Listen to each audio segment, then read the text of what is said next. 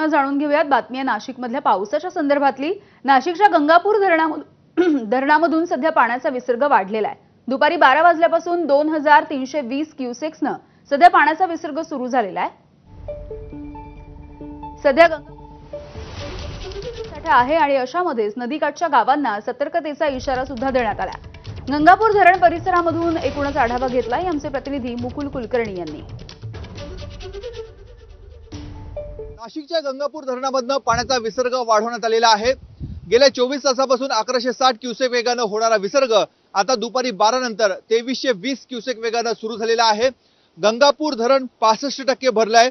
मागील 2 दिवसांमध्ये गंगापूर धरणातला पाणीसाठा हा 15% ने वाढलेला होता। कालपासून पावसाने विश्रांती घेतलेली होती, मात्र आज सकाळपासून पुन्हा एकदा धरणांच्या पाणलोट क्षेत्रामध्ये पावसाला सुरुवात झालेली होती। जोरदार पाऊस इथे पडू लागलेला होता।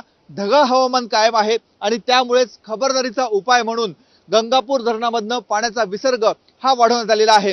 यंदा गेल्या अनेक वर्षानंतर जून महिन्यामध्ये पहिल्यांदाच 65% पाणीसाठा हा धरणामध्ये आहे।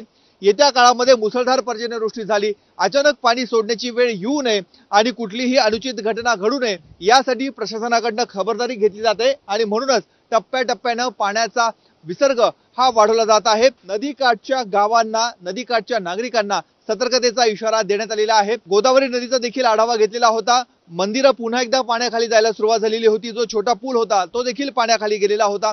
मात्र आता दुतोंड्या मारुतीच्या गुडघ्यापर्यंत पाणी लागण्याची शक्यता देखील व्यक्त होत आहे।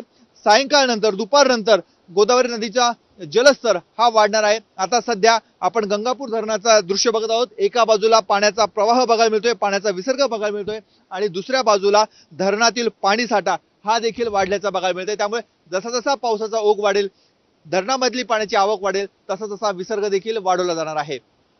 कॅमेरामन किरण कटारेसह मुकुल कुलकर्णी, एबीपी माझा, गंगापूर धरण, नाशिक। तिकडे कोल्हापूरमध्ये पंचगंगा नदीची पाण्याची पातळी सध्या